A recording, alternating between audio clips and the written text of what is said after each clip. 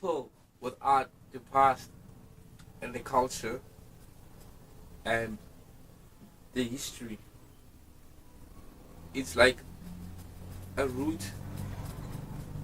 It's like a tree without roots.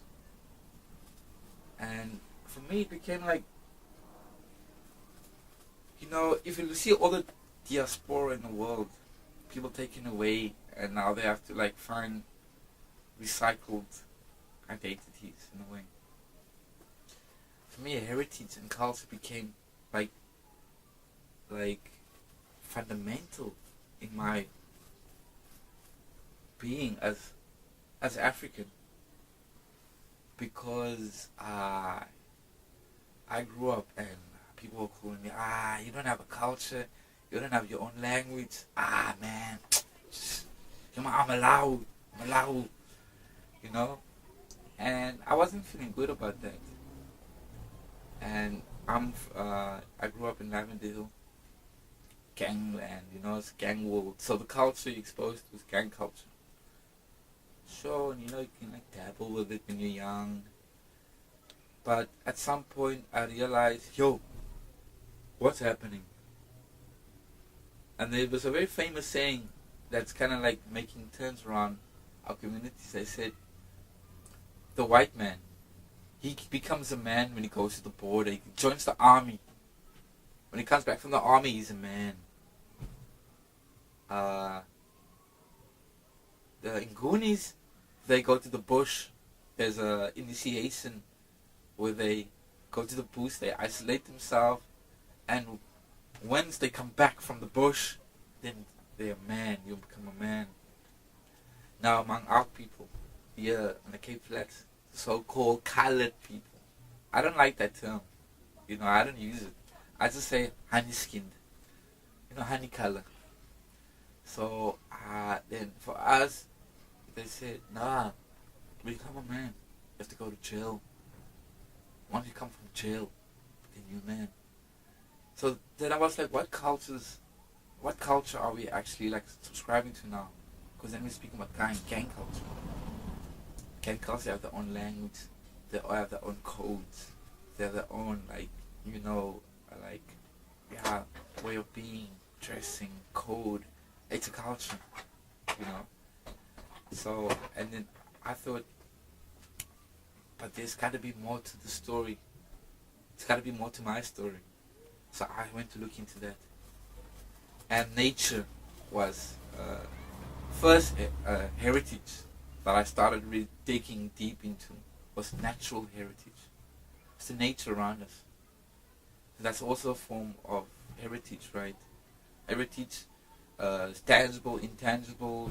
You got cultural heritage, all these different types. But nature was the beginning, because heritage the word means inheritance.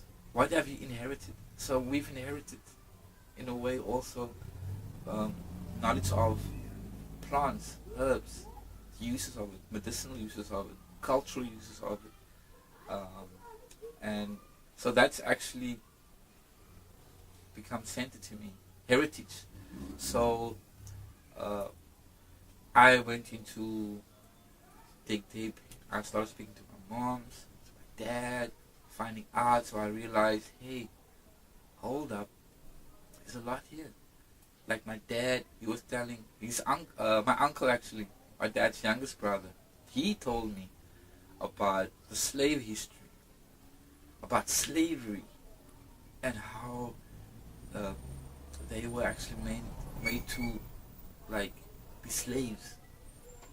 They weren't slaves in their own, people are just brought here. They weren't slaves back home. A lot of them were like noble people. They were like, some of them were even royalty, but they were made slaves back home. Yeah.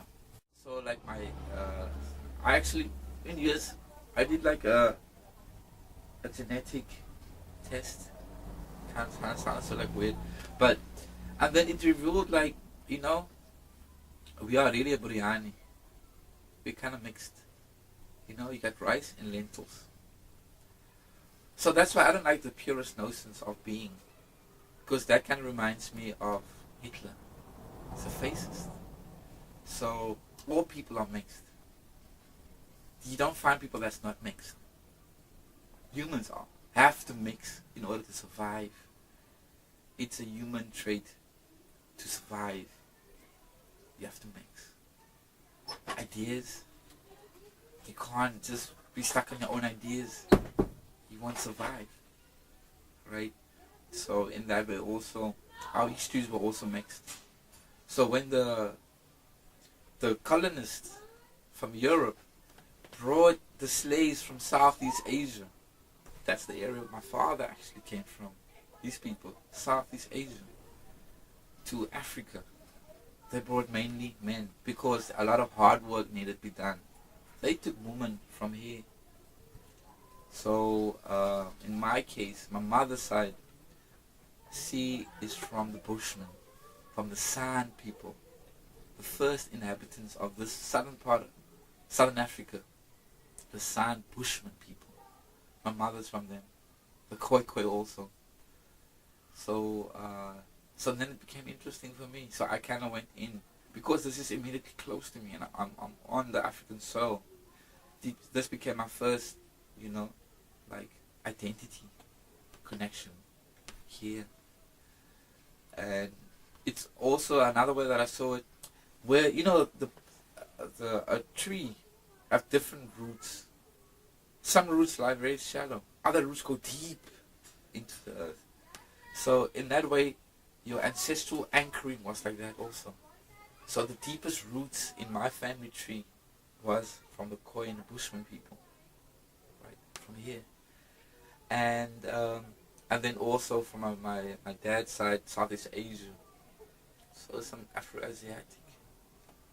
I'm Khoi actually. That's the word I'm actually feeling more comfortable of saying who I am. I don't say I'm a colored, because colored has a lot of stigmas to it that I don't subscribe to. I'm not colored. I call myself as a Khoi, as a Khoi person, because Khoi means a people's person. A mens in Afrikaans. A people's person. And I've always thought that I am a people's person. And through hip hop and it actually nurtured me to become a people's person. Easily to approach, slow to anger, and have an open heart, nurturing, caring.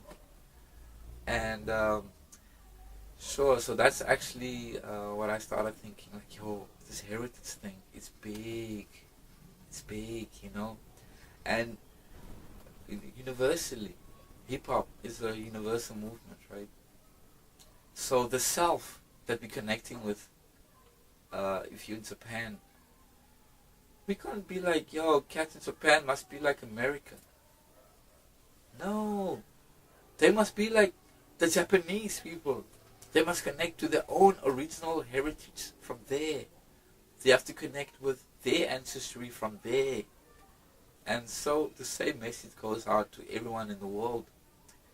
The knowledge of self is not centered around the idea of self being a pre-prescribed notion of American hip-hop, framework of being. No. The self is the self if you're in Australia, if you are in Sweden, anywhere in the world. You connect with the self and your environment there, and connect to the earth, and connect to the history of the space, and through the vernaculars also. So that's why I started out to learn more Khoi language. So that's why I also mentioned Cape being the original name of Cape Town, meaning veiled in clouds, veiled in a cloud. And as Rast, we always said, we move with a cloud by day and a fire by night. Hulle sê ook in Afrikaans as 'n rookwolkers, as 'n vuur. Where there is smoke, there's a fire. So this kind of was kind of like was didn't feel foreign or far away. Kind of like, hey, this is like with us. So I made a home of it inside me, and I'm the home where it lives, where the knowledge still have a way of being expressed. And the type of work that I currently do now, where I go to kids in the communities, and I work with kids all over. We work with kids in Explain, in Bontivo, in Manenberg, also with kids in Langa, in Gukuletu, in Crossroads. And the idea, because the click language of the Khoikhoi, the clicks is similar to the clicks in Xhosa. So it's a close up. They feel, hey, there's immediate contact. It's not so far away. It's home. And also the kids on the Cape Flats, the Afrikaans, the Cape slang of Afrikaans. Abba, Khocha, Eina, Aitsa. There's a lot of words that comes from the Khoi and the Bushman people. So through this, I kind of found a bridge. How do you bridge these communities? We were always told we're so different through the powers that be in the histories, but we are so similar. We're actually one family, and we can connect ourselves through language. So the language family, the Southern African language family, having its base on the original San, the Bushman people, the Khoikhoi people, and then also linking with the Nguni people, and then later on linking with Afrikaans language also. So this is where I'm at right now.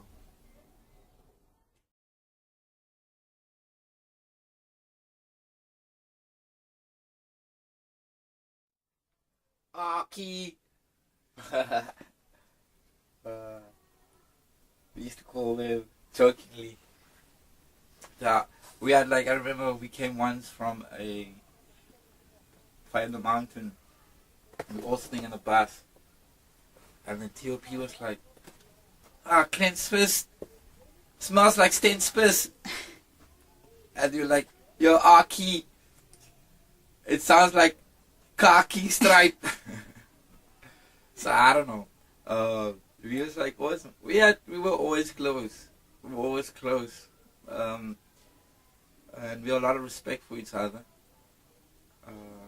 And a lot of the times perform together. Stay at the same stage. So that's why we could like easily like, fool around with words, like cruise, like have fun with each other, right? So we used to call them the khaki stripes. And they used to call us the Sten Spiss. But it was fun, And that's the whole thing. You have to have fun. I mean, like, you can't be all like too serious. And Aki, they were doing the thing. They were holding shit down. Aki's, X was still with them back in the day. The 24th later. Oh. And I think that was the era when they was kind of the nicest for me. On that era. Hyphen, of course. Him and TOP had a very similar style. I will always say like, you guys sound so similar. TOP was just rap. I mean, like the battle cat. He used to battle a lot, and his voice also tops. And Lolo was like me in a way, right? In terms of the place in the crew, because you had the other cast that was just had their own definitive sick styles and whatever, and then he was just there keeping everything together. He was like the elixir. He's keeping just like, I guess that was also my role, just keeping everyone in check and keeping the balance. Archetypes. And sometimes I used to tell him, you cat's always drunk. Why always rhyming when you're drunk? You kind of giving us another look, another name, because hip hop it's just for drunkards. We, and being a Rasta also, being Ras, we kind of wanted to be like cats. You can't just be like, get on stage drunk. I mean, like, for sure. But it was all never like a prescribed this, that, and the third. It was more like whatever, Cat was always getting high, smoking weed and stuff, and yeah, it was nice. It was fun.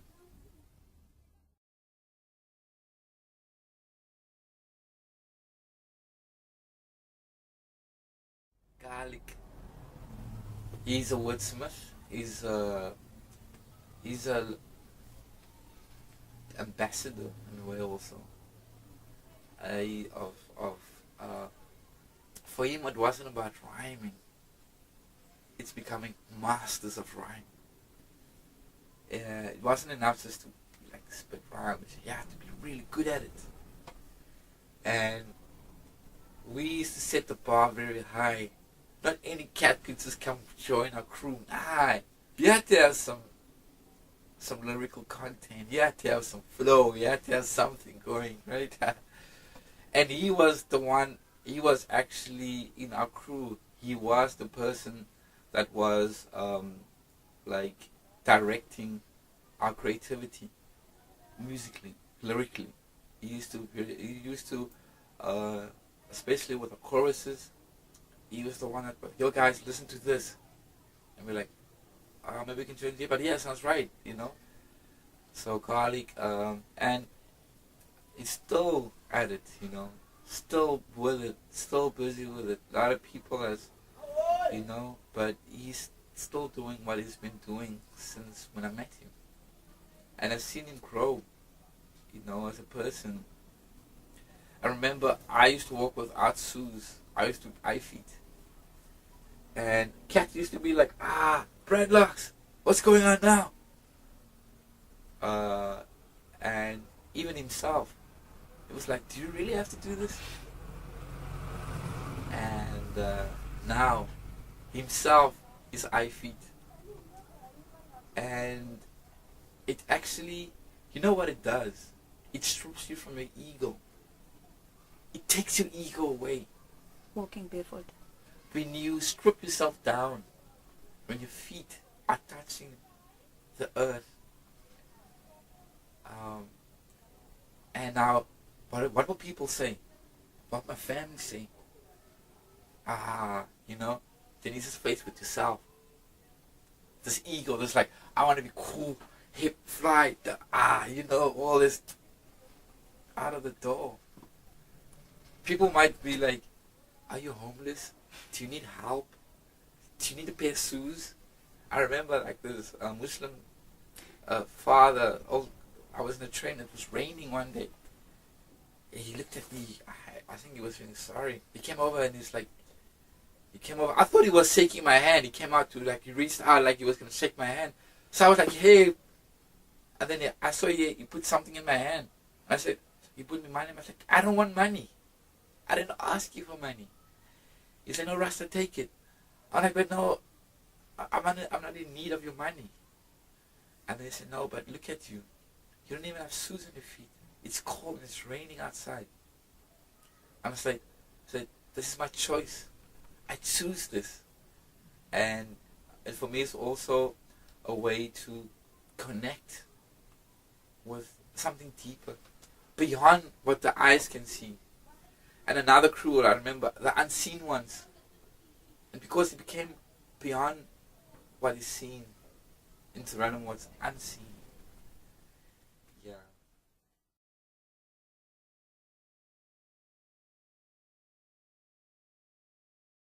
Isaac, sure. Very good brother. Troubled soul. He is really a mutant. Really. And he is like the Isaac Newton of the hip hop in a way also.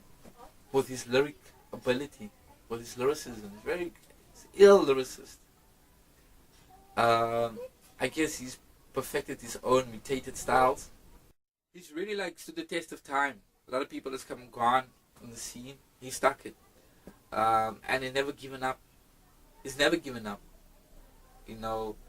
And he's always open. He's open to like influences, open to new styles of beats, new styles of rhymes, you know.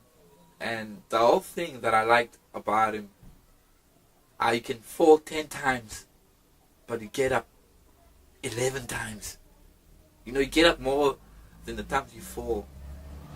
And he's a warrior. He's a warrior, a lyrical warrior that never stopped.